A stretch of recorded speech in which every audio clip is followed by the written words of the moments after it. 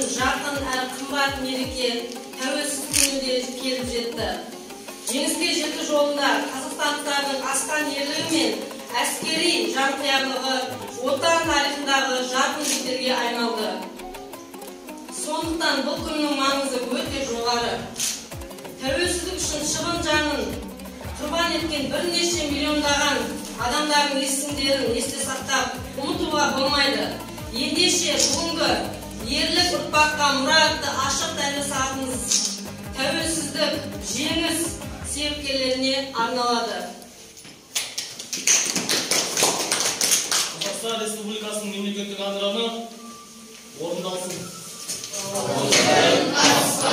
Алтыннан жалғызы, ерліктің дастаны, еліме қарашы.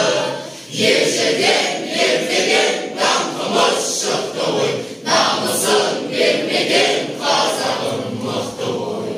Менің елім, гүлім болып, егілемін, жырым болып, төлемін елім, туған жерім менің, Қазақстаным. Мыңдаған жылдық тарихы бар. Ғасырлар бойы қазақ халқы кең даласын ақ білектің күші, ақ найзаның қошы деп қолына алып жаудан қорғаған. Қазақ жерінің ұлан қайсар батырлары бостандығы үшін жанын берген. Қазақ хандығының құрылуы Қазақстан тарихындағы сындарлы кезең болып табылады. Керей мен Жәнібек бастаған қалың қол елді жаудан қорғады. Қазақ хандығының 1465-1847 жылдар аралығында өмір сүргенін біз білеміз. Қазақ хандығы Еділден Жайыққа дейін Сырдария мен Әмудария өзендерінің арасын мекен еткен. Қазақ хандығының тұңғыш ханы Керей, соңғы ханы Кенесары Қасымұлы. 1941 жылы 22 маусымда таң шапағы жаңа ғана арайланып келе жатқан кезде елімізге қауіп төнді. Халқымыз адам айтқысыз қиын қыстау кезеңге душар болды. Фашистік Германия елімізге опасыздықпен басып кірді. Тарих кеші үнемі жаңаланып отырады. Десе де ұмытылмайтын, ескермейтін тарихи оқиғалар болады. Соның бәрі әлемді дүр сілкіндірген екінші дүниежүзілік соғыстың қасіреті мен ұлы жеңістің қасиеті батыр ағаларымыз бен апаларымыздың ерлігін ешкімде ешқашан ұмытпақ емес. Әлемді дүр сілкіндірген оқиға 1941 жылы маусымның 22-сінде болған еді. Бірақ сол кездегі кеңес елінің бірлігі мен достығының арқасында 1945 жылы 9 мамырда ұлы жеңіспен аяқталды. Ел үшін туады. Рахымжан Қошқарбаев жайлы біздің оқушымыз Тұрсынбаев Бағлан айтып береді. Лейтенант Рахымжан Қошқарбаев Берлин операциясы кезінде астан ерлік көрсетті. 30 сәуірде ол жауынгер Григорий Болатов екеуі кеңес әскерлері арасынан Рейхстагқа алдымен жетіп жеңіс туын тікті. Осы еңбегі үшін Қызыл жұлдыз орденімен марапатталды. Биыл жеңістің 76 жылдығы. Сол сөздің сондықтан әлі күнге дейін ұмыттырар емес. Сол жылдардың жаңғырығы адамзат жүрегін әлсіз татуда. 1945 жылдың 30 сәуірдің кешінде 6 сағат 30 минутта жеңіс туы тігілді. Ту тіккен Рахымжан Қошқарбаев 4 жылға жуық созылған қантөгіс аяқталды. 9 мамыр жеңіс күні. Аспанымызда жеңіс туы желбірегеніне 76 жыл. Бауыржан Момышұлы, Ұлы Отан соғысының ардагері, Екінші дүниежүзілік соғысының даңқты батыры, жазушы, стратег және тактик. Әлияна Мұхамедқызы Молдағұлова, кеңес одағының батыры, ефрейтор мерген. Осылайша, өз еркімен майданға аттанған 18 жастағы қазақтың бақытты қызы 81-ден 95-ке дейінгі неміс офицерлерінен сарбаздарды көз жүрді. Мәншік Жиенғалиқызы Смағетова. Қазақ қыздарынан ең алғаш болып кеңес батыры одағын алған Мәншік Жиенғалиқызы Смағетова. Шын есімі Мәнсия. Ол 1922 жылы Орал облысы Орда ауданында дүниеге келіп, 1943 жылы қазанның 16 күні ел майданда қаза табады. Талғат Жақыпбекұлы Бегелдин 1922 жылы 5 тамызда Ақмола облысы Қорғалжын ауданында дүниеге келген. Талғат Бегелдин 20 жасында ұшқыштар мектебін аяқтап 1922 жылы қан майданға аттанады. Ол қан майданда өзі бір көргеннен қатты ұнатқан ұшақпен әуе жүзінде 500 сағат болып, 305 рет әскери шабуылға шығып, жау ұясы Берлинді алуға бірінші болып қатысады. Фашистер өздеріне аяусыз өлім оғын тепкен Талғат мінген ұшақта қара ажал деп атаған. 16 желтоқсанда қазақ жастары орталық алаңға шығып, Қазақстан тәуелсіздігін талап етті. 1986 жылы 16 желтоқсанда таңертең Алматыда жаппай толқу басталды. Жастар алаңға жинала бастады. Алаңда біз қазақ ежелден еркіндік аңсаған, әрбір ұлтты өз көсемі басқарсын, тәуелсіздік керек деген ұрандар айтылды. Алматы гарнизонын жауынгерлік дайындыққа келтіріп, көп күшпен алаңдағы жастарды қоршап алды. Алматыға әр аймақтан әскердің арнайы бөлімдері жіберілді. Өз елдің тәуелсіздігін талап етіп шеруге шыққан жастарға бұзақылар, ұлтшылдар, нашақорлар деген кінә тағылды. Көптеген студент жастар түрмеге қамалды, оқу орнынан шығарылды. Тәуелсіздік жолында Қайрат Рысқұлбеков, Ләззат Асанова, Ербол Сыпатаев, Сәбира тағы басқалар сияқты қазақ жастары желтоқсан оқиғасы кезінде қайсарлықпен ерлік көрсетіп құрбан болды. Елбасымыз Нұрсұлтан Әбішұлы Назарбаевтың жарлығымен 1996 жылы 9 желтоқсан Қайрат Ноғайбайұлы Рысқұлбековке халық қаһарманы атағы беріліп, айрықша ерекшелік белгісімен алтын жұлдыз тапсырылды. Сәбира, Ләззат, Ерболға тағы да басқа желтоқсанға қатысқан жастарға желтоқсан қаһарманы атағы берілді. Қазақстан туған жерім тұғырым, отанына сүйем сені ұлығым. Тұрған кезде тәңір қолдап өзіңді, мәңгі болар елім сенің ғұмырың. Еліңде қыл тағдыры қиындаған, көз жасы көлдей болған тыйылмаған. Желтоқсанның азабы қандай ащы, бағына әділеттік бұйырмаған. Ұрамсап қазағыма ыстық леппен, қарайлап болашаққа зор үмітпен. Тәуелсіздік жемісі батырлардың желтоқсанда елі үшін тізе бүккен. Бостандықта еркін әлем еркінен, Қазақстан тәуелсіз ел көркемен. Намысыңды таптатпайсың өзгеге, өзің үшін отқа түсіп өртенем. Елбасының арқасында гүлдей жайнап, қазақ елім рухани жаңғыратын, тұғыры биік қазақтың еңселі ел, тарихқа өшпес мұра қалдыратын. Қазағым қыран құстай самғап ұшқан, мойымай шыға білген дағдарыстан, мәңгілік ел, ұлы дала мәртебесі, өркендеп көркейе бер Қазақстан. Тәуелсіздік бұл менің бостандығым, 16 желтоқсан тосқан күнім. Ұрпақ көрсін еркіндікті деп күрескен, алты алаштың баласын қосқан үнін. Тәуелсіздік бұл менің қазақтығым, келеді кеше аңсаған азаттығым. Желтоқсанның ызғары аязынан барлық қазақ өткізді азат күнін. Тәуелсіздік бұл менің қуанышым. Тәуелсіздік таң атып аспанында, бақытты күндер туды жас даламда. Ежелден ата баба арманымен қауышты жылдар күндер арқа жарқа. Желтоқсан жалын болып алаулады, үстем тап ызғар шашып жалаулады. Арынбасы рухын таптап өшіремтеп, келіп ескетіп зәрен алды. Қазақтың қайсар жүрек ұл қыздары маздатып намыс отын жалаулатты. Тәуелсіздік тұғырын асқақтатып, әлемге туын ұстап қанат қақты.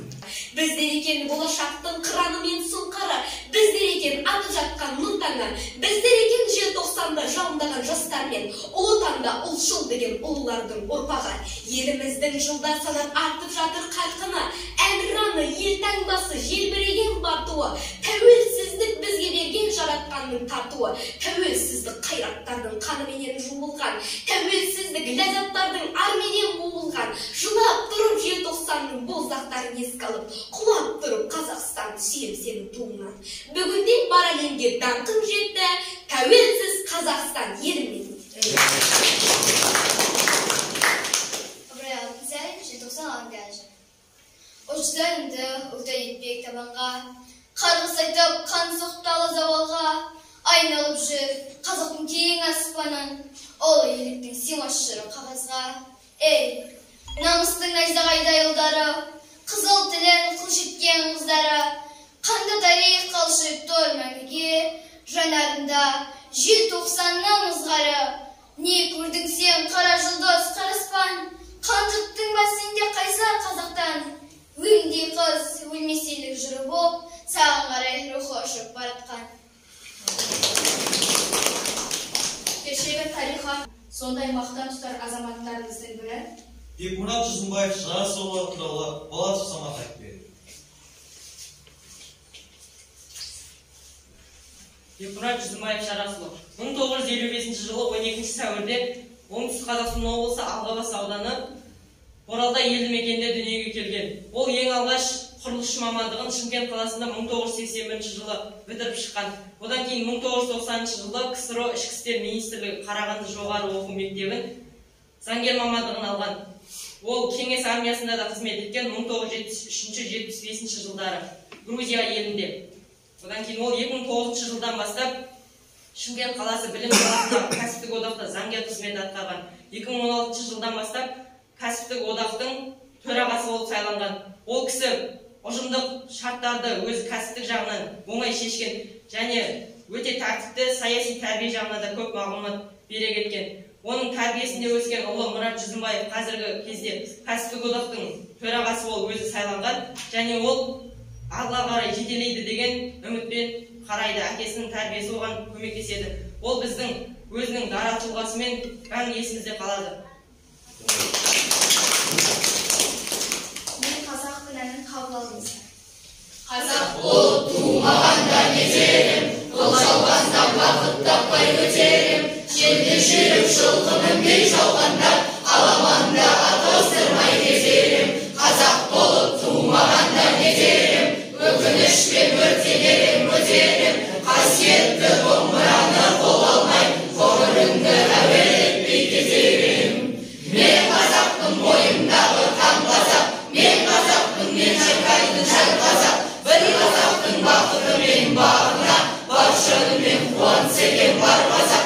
Мен қазақтың түрім қазақ, тіл қазақ, мен қазақтың мен айтатын жыр қазақ, сүйеу болсын, түреу болсын мың қазақ, сөрінген де бүлінген де бір қазақ. Айбынды азаматтарымыз аман болсын. Құрметті қонақтар, қымбатты балалар, бүгін өздеріңіз куә болып отырсыздар. Мектебімізде тамаша шара өтіп жатыр. Тәуелсіздігіміздің 30 жылдығының қарсаңында ерлік кабинетін ашып отырмыз. Не себепті ерлік кабинеті дейтін болсақ, өзі қазақ өлеңде айтылады ғой, мың өліп тірілген дейді. Тек батырлықпен, білектің күшімен, найзаның күшімен қаншама жерге ие болған, тәуелсіздікке жеткен қазақ баласы, қыздары баласы біздің аталарымыздың, бабаларымыздың ерлігін сусындап, еліміздің нағыз азамат патриоттары болып тәрбиеленсе деген мақсатта жасап отыр. Өзінің бейбіт өмірде ісімен, жүріс-тұрысымен, әңгімесімен, ақыл беруімен ерлік жасай білген, әдемі ұрпақ тәрбиелей білген Бекмұрат ағайдың атына беріп отырмыз кабинетті. Сол кісідей, сол кісінің берген тәрбиесіндей азаматтарымыз өсіп шығып жатса, тәуелсіз Қазақстанымыз ешқашан жаман болмайды деген ойдамыз. Енді сіздерден құрметті қонақтар, сұраныстың алдарыңызда тұрған кітапқа естелік жазып кетсеңіздер. Бүгін өмірі 83-ші жалпыға мектепте керемет шара болып жатыр. Ерлік кабинеті ашылғанда біз қуаныштымыз. Әрине бұл енді жаңа өздерің айтып өттіңдер, тарихта да кабинеттерге өтіп ғой. Жүзімбаев Бекмұрат ағамыз туралы енді айтып жатудың керегі жоқ шығар, өйткені ол барлықтарыңыз білесіздер, сол дайындалыңыздар. Бекмұрат ағамыздың осымен немтілетін қалада екінші кабинет ашылып жатыр, өйткені бірінші кабинет 135 мектеп ашылды. Тағы да осының есіммен ашам деген мектептер бар. Неге? Өйткені жаңа Нұрлан ағай айтқандай, бұл кісінің еңбегі білім саласы деген өте ерен. Оны осыны ескеріп, бар мектепті көп мектептер осы кісінің есіммен мектептер атауға кабинеттерге беріліп жатыр. Сол себептердің бастамасы деп айтуға болады. Мектептердің инициатива көтеріп, сол кісінің есімін беріп жатыр екен. Мінекей мен басында Бекмұрат ағамыздың баласы Мұрат сол кісінің ізін жалғастырып, сол кісінің жол ары қарап алып жатыр. Мектептерге үлкен кәсіподақ тарапынан көмектер беріп жатыр. Ал мына 30 жылдық әрине тәуелсіздіктің оңайлықпен келген жоқ, оны білесіздер ғой енді. Оны ары қарай сақтап қалу, оны қарай ұстап қалу, бұл әрине жастардың үлесінде. Сол себептен балаларына 30 жылдықтары қарай дамытып, жалғастырып, нығайтып сендіріп қолдарында. Сол себептен ең бірінші мақсат жақсы оқу, жақсы тәрбие. Ұстаздарға сіздерге айтарым, дендеріңіз саулық, амандық, 83-ші мектептің атын жоғары деңгейге көтеріп, қала деңгейге ең жоғары мектептер қатарынан көрінуге мүмкіндік. Рахмет. Құрметті ұстаздар, құрметті оқушылар, сіздерге үлкен алғысым шексіз. Сіздерге рахмет. Бұл мен үшін үлкен үлкен жаңалық болды. Кабинет ашамыз деген кезде. Нұрлан ағай, сізге үлкен рахмет. Алла нұр жаусын. Осы шаңырақтан кейін шаңырақтан жақсы ұлттар шықсын, Құдай қаласа, елімізге, жерімізге қызмет ететін. Болашақтың бәрі сіздердің қолдарыңызда. Осы мектептің атын жақсы жағынан да, Құдай қаласа, жақсылап шығара беріңіздер. Үлкен рахмет сіздерге. Армысыздар, қонақтар, құрметті оқушылар. Расында да ер есімі ел есінде деген өте әдемі бір қазақта мақал бар.